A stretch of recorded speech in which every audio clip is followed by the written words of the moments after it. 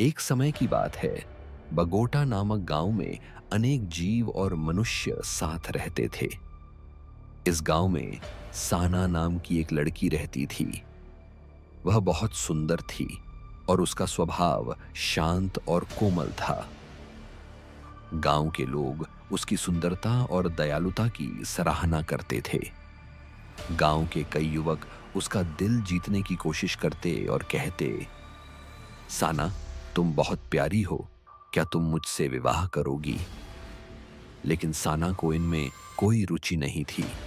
वह हमेशा मुस्कुराकर कहती, धन्यवाद, लेकिन मैं अभी तैयार नहीं हूं। हर दिन साना बाजार जाती और अपने फल और सब्जियां बेचती। उसकी उपज सबसे अच्छी होती थी और हर कोई उससे खरीदना पसंद करता था। लेकिन कोई नहीं जानता था कि वह कहाँ रहती थी। वह सुबह जल्दी बाजार आती और संध्या से पहले चली जाती। अपने घर का रहस्य बनाए रखती। गांव वाले फुसफुसाते, साना कहाँ जाती है, वह कहाँ रहती है? लेकिन साना ने इसे हमेशा एक रहस्य बनाए रखा। वह खुश थी कि वह दयालु और मददगार थी, लेकिन उसने कभी अपनी निजी बातें किसी से साझा नहीं की। एक दिन गांव के बाजार में जैक नाम का एक सुंदर युवक आया। वह ताजे फल और सब्जियों की तलाश में था। जब उसने साना को देखा तो वह चकित रह गया। वाह! उसने सोचा, यह सबसे सुंदर लड़की है जिसे मैंने कभी देखा है। जैक अपनी नजरें साना से नहीं हटा पा रहा था। वह धीरे धीरे उसके पास गया और बोला, नमस्ते, मेरा नाम जैक है। तुम्हारा क्या नाम है? साना हल्की मुस्कान के साथ बोली, मैं साना हूं। आज मैं तुम्हारी क्या मदद कर सकती हूं? जैक साना से बात करके बहुत खुश हुआ। उसने कुछ फल खरीदे और उससे बातें करने लगा। वे मौसम, गांव और बाजार के बारे में बातें करने लगे। जैक उसकी कोमल आवाज और दयालु मुस्कान से मंत्रमुग्ध हो गया। वह हर दिन बाजार आने लगा, सिर्फ साना को देखने के लिए। धीरे धीरे वे दोस्त बन गए और जैक को लगा कि वह साना से प्यार करने लगा है। एक शाम जब बाजार बंद हो रहा था, जैक ने देखा कि अंधेरा होने लगा है। उसने साना को अपना सामान समेटते हुए देखा और कहा, क्या मैं तुम्हें घर तक छोड़ दूं? अकेले अंधेरे में जाना सुरक्षित नहीं है। साना थोड़ी झिझकी, लेकिन जैक के जिद करने पर मान गई। वे साथ चलने लगे। जैसे जैसे वे चलते गए, आसमान गहरा होता गया और ठंडी हवा चलने लगी। अचानक जैक को अजीब सा महसूस हुआ। किसी ठंडे हाथ ने उसकी पीठ को छुआ। उसने तुरंत पीछे मुड़कर देखा, लेकिन वहां कोई नहीं था। उसका दिल तेजी से धड़कने लगा और उसे डर लगने लगा। उसने साना की ओर देखा, जो शांत थी और आगे बढ़ रही थी। जैक ने डरते हुए कहा, साना, मुझे लगता है कि मुझे वापस लौट जाना चाहिए। बहुत अंधेरा हो रहा है। साना उसकी ओर मुड़ी और हल्की मुस्कान के साथ बोली, ठीक है जैक, अगर तुम्हें डर लग रहा है तो तुम लौट सकते हो। जैक ने डर से सिर हिलाया और तेजी से गांव की ओर भागा। वह दौड़ता रहा जब तक कि वह अपने घर नहीं पहुंच गया। उस दिन के बाद जैक कभी भी बाजार में साना से मिलने नहीं आया। उसे उस ठंडे हाथ और अंधेरी रात का डर था। साना को जैक की याद आई, लेकिन उसने अपनी शांतिपूर्ण जिंदगी जारी रखी। गांव के लोग सोचते थे कि जैक अचानक बाजार आना क्यों बंद कर दिया, लेकिन किसी को उस रात के रहस्य का पता नहीं चला। साना के पास एक गुप्त सच था। वह सिर्फ एक साधारण गांव की लड़की नहीं थी। वह वास्तव में बगोता के पार जादुई जंगल से आई थी। वह अपने परिवार के साथ जंगल में रहती थी, जो इंसान नहीं थे। उनके पास विभिन्न रूप लेने की शक्ति थी, लेकिन साना ही एकमात्र थी जो हमेशा इंसान के रूप में रह सकती थी। उसका परिवार उसे बहुत प्यार करता था, लेकिन वे नहीं चाहते थे कि वह इंसानों के करीब जाए। उसके माता पिता हमेशा उसे चेतावनी देते, साना, तुम्हें किसी इंसान से शादी नहीं करनी चाहिए। हमारी और उनकी दुनिया बहुत अलग है। जब जैक ने साना से मिलना शुरू किया, तो उसके माता पिता चिंतित हो गए। वे नहीं चाहते थे कि वह जैक के प्यार में पड़े, इसलिए उन्होंने उसे डराने की योजना बनाई। वह ठंडा हाथ जो जैक ने महसूस किया था, साना के परिवार का जादू था, ताकि वह साना से दूर रहे। साना उदास थी। उसे जैक पसंद था और वह गांव में दोस्त बनाना चाहती थी। वह अपने परिवार के नियमों के अनुसार नहीं जीना चाहती थी। वह स्वतंत्र होकर अपने निर्णय खुद लेना चाहती थी और इंसानों के बीच रहना चाहती थी। अंततः उसने एक बड़ा निर्णय लिया। उसने अपने परिवार से सभी संबंध तोड़ने और गांव में रहने का फैसला किया। वह जंगल में अपने परिवार से आखिरी बार मिलने गई और कहा, मैं आप सबसे प्यार करती हूं, लेकिन मैं अपनी जिंदगी खुद जीना चाहती हूं। मैं स्वतंत्र होना चाहती हूं। उसके माता पिता दुखी थे, लेकिन उन्होंने उसकी इच्छा को समझा। उन्होंने उसे आखिरी बार चेतावनी दी, साना, सावधान रहना, बाहरी दुनिया कठिन हो सकती है। भारी मन से साना जंगल छोड़कर हमेशा के लिए गांव में बस गई। वह बाजार में अपने सामान बेचने लगी और अपने अतीत को एक रहस्य बनाए रखा। गांव वाले उसे सिर्फ एक सुंदर और दयालु लड़की के रूप में जानते थे, लेकिन उन्हें उसकी जादुई दुनिया के बारे में कुछ पता नहीं था। साना को आजादी और डर दोनों का एहसास हुआ। उसने अपने परिवार को छोड़ दिया था, लेकिन वह जानती थी कि यह आसान नहीं होगा। उसने यह सुनिश्चित करने के लिए कि वह वापस अपने परिवार की दुनिया में न खींची जाए, मोबा के मंदिर जाने का निर्णय लिया। मोबा एक शक्तिशाली आत्मा थी जो उन लोगों की मदद करती थी जो अपने जीवन में एक नया रास्ता तलाश रहे थे। साना मंदिर गई और मोबा की वेदी के सामने घुटनों के बल बैठकर प्रार्थना की, महान मोबा, मैं अपने परिवार से सभी संबंध तोड़ना चाहती हूं। मैं बगोता गांव में स्वतंत्र होकर रहना चाहती हूं। मोबा हल्की रोशनी में प्रकट हुए और साना की प्रार्थना सुनी। उन्होंने कहा, मैं तुम्हारी इच्छा पूरी करूंगा, लेकिन तुम्हारा परिवार खुश नहीं होगा। वे तुम्हें वापस लाने के लिए तुम्हें के श्राप दे सकते हैं। साना ने साहस के साथ सिर हिलाया, मैं समझती हूं, लेकिन फिर भी मैं इसे पूरा करना चाहती हूं। आत्मा ने साना की विनती सुनी और उसकी आंखों में ईमानदारी देखी। साना, तुमने इस श्राप के कारण बहुत कुछ सहा है, मोबा ने कोमल स्वर में कहा। मैं तुमसे यह श्राप हटा सकता हूं, लेकिन एक शर्त है। तुम्हें शांत रहना होगा और अपने हृदय को क्रोध से भरने नहीं देना होगा। यदि तुम गुस्सा हुई तो श्राप वापस आ जाएगा और पहले से भी अधिक शक्तिशाली होगा। साना ने उत्सुकता से सिर हिलाया। उसकी आंखों में आशा की चमक थी। मैं वादा करती हूं मोबा, मैं शांत रहूंगी और अपने हृदय को शुद्ध रखूंगी। कृपया मुझसे यह श्राप हटा दें, उसने विनती की।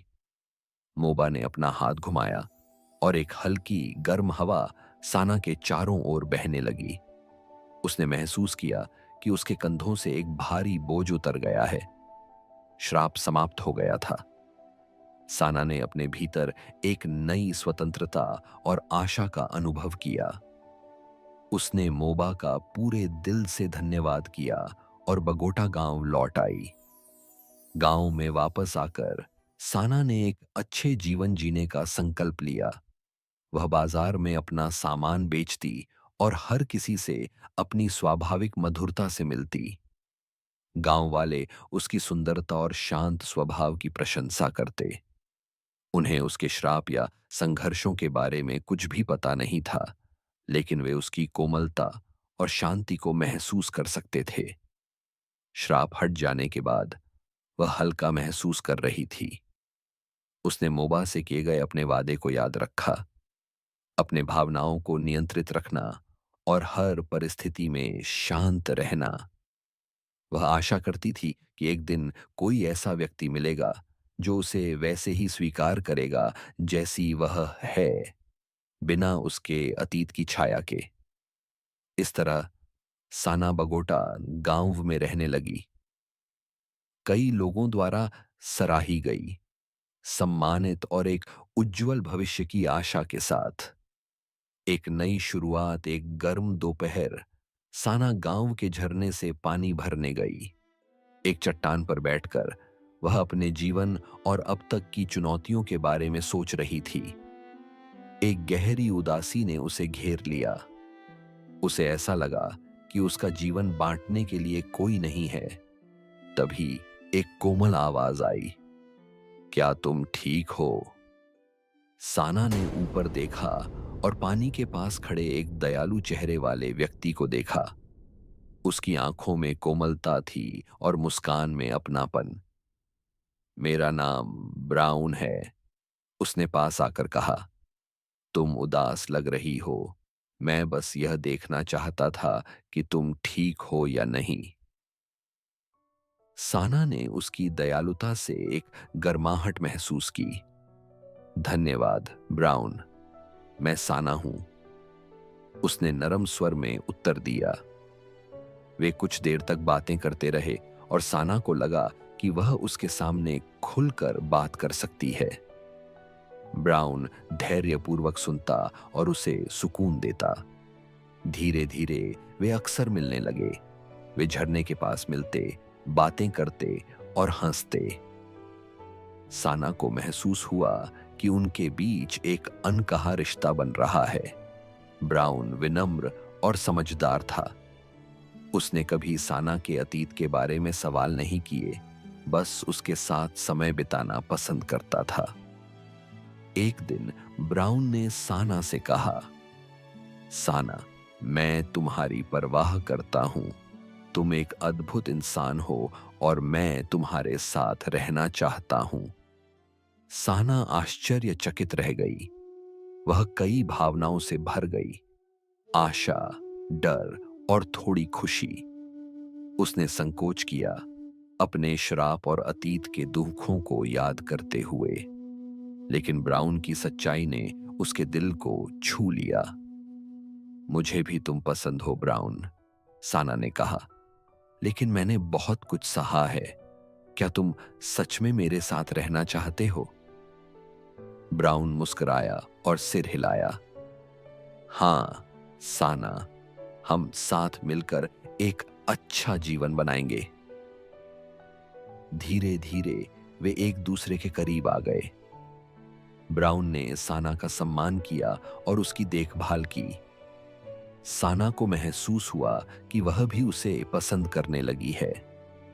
वे एक दूसरे के साथ समय बिताते और उनका रिश्ता गहरा होता गया। कुछ समय बाद ब्राउन ने साना को विवाह का प्रस्ताव दिया।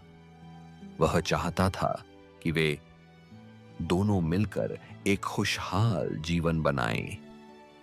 साना ने खुशी से उसका प्रस्ताव स्वीकार कर लिया। उन्होंने अपने विवाह की योजना बनाई और एक साथ एक सुखद भविष्य के सपने देखे। पहली बार साना को सच्ची आशा महसूस हुई। उसे विश्वास था कि ब्राउन के साथ वह शांति और प्रेम पा सकती है जिसकी वह वर्षों से खोज कर रही थी। गांव में शादी की तैयारियों की हलचल थी। साना को अपने दिल में एक नई खुशी महसूस हो रही थी। एक अप्रत्याशित मोड़ शादी का दिन आया और बगोटा गांव उल्लास से भर गया। गांव का चौक रंग बिरंगे फूलों और झंडियों से सजाया गया था। लोग नाच गा रहे थे और साना और ब्राउन की खुशियों का जश्न मना रहे थे। सना अपनी सुंदर पोशाक में अद्भुत लग रही थी और ब्राउन उसे देखकर मुस्कुराए जा रहा था।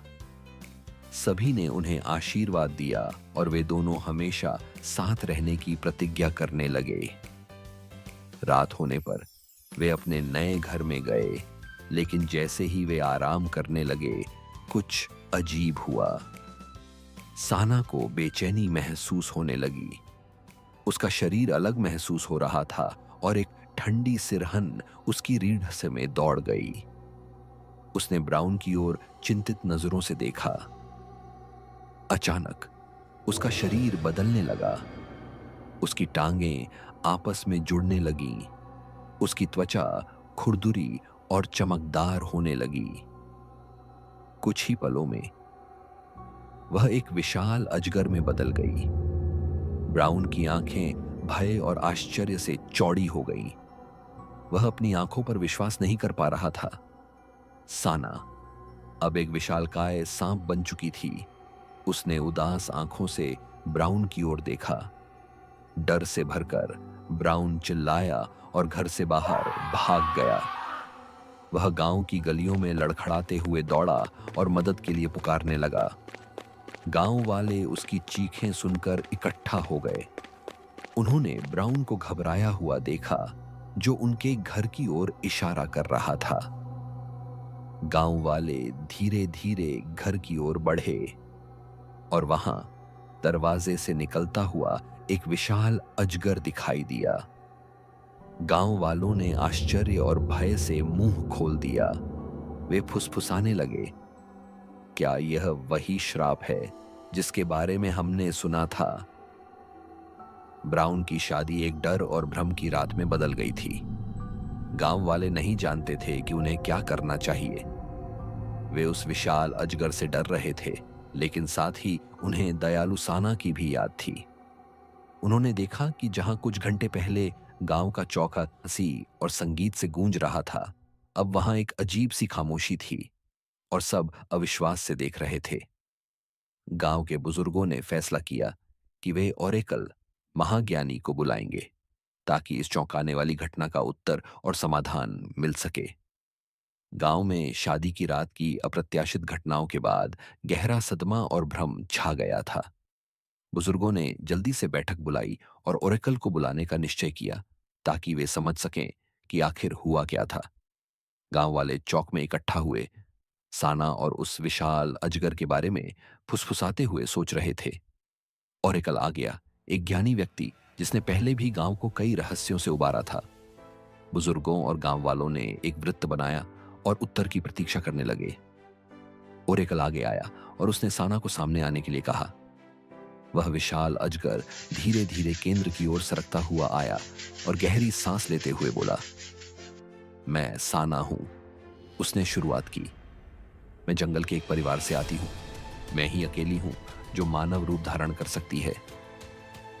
मेरे माता पिता कभी नहीं चाहते थे कि मैं किसी मानव से विवाह करूं, क्योंकि उन्हें डर था कि इससे मुसीबतें आएंगी। उन्होंने मुझसे जुड़ने वाले हर व्यक्ति को डराने की कोशिश की, लेकिन मैं एक सामान्य जीवन चाहती थी, प्रेम और खुशी पाना चाहती थी जैसे अन्य सभी। इसलिए मैंने अपने परिवार से नाता तोड़ लिया, लेकिन उन्होंने मुझे श्राप दिया कि मैं कभी भी किसी इंसान के साथ सच्ची खुशी नहीं पा सकूंगी। गांव वाले सुनते रहे। उनका डर सहानुभूति में बदलने लगा। वे हमेशा साना को एक दयालु और कोमल हृदय वाली लड़की के रूप में जानते थे। बुजुर्गों ने ओरेकल की ओर देखा, जिसने गंभीरता से सिर हिलाकर साना की बातों की सच्चाई को स्वीकार किया। फिर ओरेकल ने ब्राउन की ओर देखा। ब्राउन, क्या तुम्हें कुछ कहना है? ओरेकल ने कोमलता लेकिन दृढ़ता से पूछा। ब्राउन, जो अब भी भयभीत और शर्मिंदा था, धीरे धीरे आगे आया। उसने संकोच किया, लेकिन ओरेकल की स्थिर दृष्टि के नीचे अंततः उसने बोलना शुरू किया। हाँ, मुझे कुछ स्वीकार करना है। उसने कांपती आवाज में कहा। मैं साना की सुंदरता और उसकी दयालुता से आकर्षित हुआ था, लेकिन मेरे इरादे और भी थे। मैंने सोचा था कि मैं उसका उपयोग कर धन और शक्ति प्राप्त कर सकता हूं। मैंने योजना बनाई थी कि जब मुझे उसकी संपत्ति मिल जाएगी तो मैं उसे छोड़ दूंगा। भीड़ में एक सनसनी दौड़ गई। गांव वाले ब्राउन के इस स्वीकारोक्ति से स्तब्ध रह गए। उन्होंने हमेशा उसे एक दयालु और देखभाल करने वाले व्यक्ति के रूप में देखा था। बुजुर्गों ने निराशा से उसे देखा और ओरेकल ने गहरी सांस ली। तुमने साना के विश्वास के साथ धोखा किया और उसे अपने स्वार्थ के लिए इस्तेमाल करना चाहा। ओरेकल ने कहा, यह बहुत बड़ा अन्याय है। साना ने केवल एक सामान्य जीवन और प्रेम चाहा, लेकिन तुमने उसे सिर्फ एक साधन के रूप में देखा। ब्राउन ने शर्म से सिर झुका लिया। वह गांव वालों की आंखों में देखने की हिम्मत नहीं कर पा रहा था। सच्चाई सामने आ चुकी थी और यह सभी के लिए एक पीड़ादायक खुलासा था। अब वाणी, गांव के न्यायाधीश और बुजुर्गों को तय करना था कि आगे क्या होगा। गांव वाले भारी मन से देखते रहे जब तक वाणी ने अपना निर्णय नहीं सुनाया। गांव के चौक में एक गहरी चुप्पी छा गई जब वाणी सोच में डूबे खड़े रहे। लंबे समय के बाद वाणी ने शांत लेकिन दृढ़ स्वर में कहा, साना ने शांति और प्रेम का जीवन चाहा, जबकि ब्राउन ने उसे अपने लाभ के लिए उपयोग करना चाहा। इस संसार में प्रत्येक कर्म के परिणाम होते हैं। ब्राउन, तुम अपने इरादों और कर्मों की जिम्मेदारी से बच नहीं सकते। वाणी ने ब्राउन की ओर देखा, जो डर से कांप रहा था। तुम साना से मुक्त नहीं हो सकते। वाणी ने निर्णय सुनाया। तुम्हें उसके साथ ही रहना होगा, उसे अपनी पत्नी के रूप में स्वीकार करना होगा। यह तुम्हारे धोखे का परिणाम और तुम्हारा पाठ है। तुमने उसे इस्तेमाल करना चाहा, लेकिन अब तुम उसी के साथ जीवन व्यतीत करोगे। यही तुम्हारी सजा है। भीड़ में हलचल मच गई। गांव वाले वाणी के इस निर्णय से चौंक गए थे। उन्होंने ऐसी सजा की उम्मीद नहीं की थी।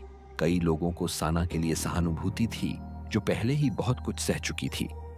वे ब्राउन के भविष्य को लेकर भी अनिश्चित थे, लेकिन वे वाणी की बुद्धिमत्ता का सम्मान करते थे और जानते थे कि उनका निर्णय न्याय संगत और उचित था। ब्राउन स्तब्ध था। उसे अपनी गलतियों की गंभीरता और उनके परिणामों का एहसास हो चुका था। उसने साना की ओर देखा, जो अभी भी अजगर के रूप में थी। उसकी आंखें दुहक और स्वीकार्यता से भरी हुई थीं। ब्राउन जानता था कि अब उसके पास वाणी के फैसले को स्वीकार करने के अलावा कोई और विकल्प नहीं था। वाणी ने हाथ उठाकर भीड़ की फुसफुसाहट को शांत किया। यह मिलन अब एक सबक के रूप में खड़ा रहेगा कि ईमानदारी, सम्मान और सच्चे इरादों का क्या महत्व है। ब्राउन और साना अब बगोटा गांव को एक साथ छोड़ेंगे। उन्हें आगे आने वाली चुनौतियों का सामना एक साथ करना होगा, चाहे उनका मार्ग कहीं भी ले जाए। गांव वाले सिर हिलाकर सहमत हुए, वाणी के शब्दों के महत्व को समझते हुए। वे जानते थे कि यह सजा केवल ब्राउन के लिए नहीं थी, बल्कि यह सभी के लिए एक सबक थी कि धोखे के परिणाम होते हैं और सच्चे प्रेम और ईमानदारी का मूल्य होता है। सभा का अंत गंभीरता से हुआ और गांव वाले धीरे धीरे बिखरने लगे, दिन की घटनाओं के बारे में आपस में फुसफुसाते हुए। ब्राउन और साना, जो अब भाग्य और वाणी के आदेश से बंधे थे, गांव छोड़ने की तैयारी करने लगे। आगे का रास्ता कठिन और अनिश्चित था, लेकिन वे जानते थे कि उन्हें इसे साथ मिलकर सामना करना होगा। बगोटा गांव इस कहानी को लंबे समय तक याद रखेगा। एक कहानी प्रेम, विश्वासघात और मोक्ष की तलाश की। गांव वाले उन्हें जाते हुए देखते रहे, कुछ सहानुभूति से तो कुछ जिज्ञासा से। यह एक गंभीर विदाई थी, क्योंकि सभी जानते थे कि अब ये दोनों एक अनिश्चित भविष्य का सामना साथ में करेंगे। ब्राउन और साना जंगल की ओर बढ़े, जहां साना का परिवार रहता था। जैसे ही वे घने जंगल में प्रवेश किए, हवा का एहसास बदल गया, ज्यादा जादुई और रहस्यमय। ब्राउन घबराया हुआ था। उसे नहीं पता था कि आगे क्या होने वाला है। साना, जो अब भी अजगर के रूप में थी, रास्ता दिखा रही थी। आखिरकार वे एक छिपी हुई खुली जगह पर पहुंचे, जहां साना का परिवार रहता था। जैसे ही वे वहां पहुंचे, साना के परिवार के सदस्य प्रकट हुए। हर एक का रूप अनोखा था। कुछ के शरीर पर जानवरों जैसे निशान थे, तो कुछ दिखने में रहस्यमय और अलौकिक प्रतीत हो रहे थे। वे चुपचाप देख रहे थे जब साना और ब्राउन उनके पास पहुंचे। ब्राउन अपने कर्मों का बोझ महसूस करते हुए आगे बढ़ा और सिर झुका लिया। मुझे अपने इरादों के लिए खेद है, उसने कहा। उसकी आवाज सच्ची लग रही थी। मैंने साना का इस्तेमाल अपने स्वार्थ के लिए करने की सोची थी, लेकिन अब मैंने अपना सबक सीख लिया है। मैं वाणी के फैसले को स्वीकार करता हूं और आपसे क्षमा मांगता हूं। साना के माता पिता, जो उसकी सुरक्षा को लेकर चिंतित थे, ध्यान से उसकी बात सुन रहे थे। उन्होंने ब्राउन की आंखों में पछतावा और उसकी आवाज में गंभीरता देखी। एक पल की चुप्पी के बाद साना की मां ने कहा, हम देख सकते हैं कि तुम्हें वास्तव में अपने के पर पछतावा है। ब्राउन, हम तुम्हें क्षमा करते हैं, लेकिन यह समझ लो कि यहां रहना आसान नहीं होगा। तुम्हें हमारे रीति रिवाजों का सम्मान करना होगा और साना का ध्यान रखना होगा। ब्राउन ने आभार से सिर हिलाया। मैं समझता हूं और मैं अपनी पूरी कोशिश करूंगा, उसने वादा किया। इसके साथ ही साना के परिवार ने उसे अपने संसार में स्वीकार कर लिया। उन्होंने उसे एक पूर्ण व्यक्ति के रूप में नहीं, बल्कि एक ऐसा इंसान माना जो सीखने और बढ़ने के लिए तैयार था। ब्राउन को अब एक ऐसे जीवन के साथ तालमेल बिठाना था जो गांव में बिताए गए उसके जीवन से बहुत अलग था। जंगल के जीव दयालु और सौम्य थे, लेकिन उनके अपने नियम और परंपराएं थीं। ब्राउन ने इस जादुई दुनिया और उसकी जिम्मेदारियों को समझने के लिए कड़ी मेहनत की। अब जब साना पूरी तरह स्वतंत्र थी, तो वह कभी अपने मानव रूप में रहती, कभी अजगर के रूप में और कभी किसी और रूप में भी। ब्राउन ने धीरे धीरे उसे उसके सभी रूपों में समझना और स्वीकार करना सीख लिया। वे दोनों गांव की चहल पहल से दूर अपने जीवन की एक नई लय पाने लगे। समय के साथ ब्राउन ने जंगल की सुंदरता और शांति की सराहना करना शुरू कर दिया। वह साना के परिवार का हिस्सा बन गया, उनकी मदद करता और उनके जीवन को साझा करता। उसने अपनी नियति को स्वीकार कर लिया और अपने नए जीवन का सर्वश्रेष्ठ बनाने की कोशिश की। उसे भी खुशी और शांति के क्षण मिलने लगे। साना को भी एक अपनापन और स्वीकृति का एहसास हुआ। वह अपने परिवार के साथ थी और अब उसके पास कोई था जिसने उसके साथ रहने का चुनाव किया था। हालांकि उनके सामने कई चुनौतियां थीं, फिर भी उन्होंने साथ मिलकर एक नया प्रकार का सुख पाया। यह वैसा नहीं था जैसा उन्होंने सोचा था, लेकिन अपने तरीके से यह भी पूर्ण था। उन्होंने सीखा कि प्रेम और स्वीकृति कई रूपों में आ सकते हैं, और उन्होंने अपने जीवन को अपनाया, अपने जादुई जंगल में संतोष और शांति प्राप्त करते हुए। धन्यवाद। अगर आपको यह कहानी पसंद आई हो तो वीडियो को लाइक करें और हमें कमेंट में बताएं कि आपने इस कहानी से क्या सीखा। साथ ही चैनल को सब्सक्राइब करना न भूलें, ताकि आपको और भी ऐसी ही मंत्रमुग्ध कर देने वाली कहानियां मिलती रहें। धन्यवाद। ओचम ओम।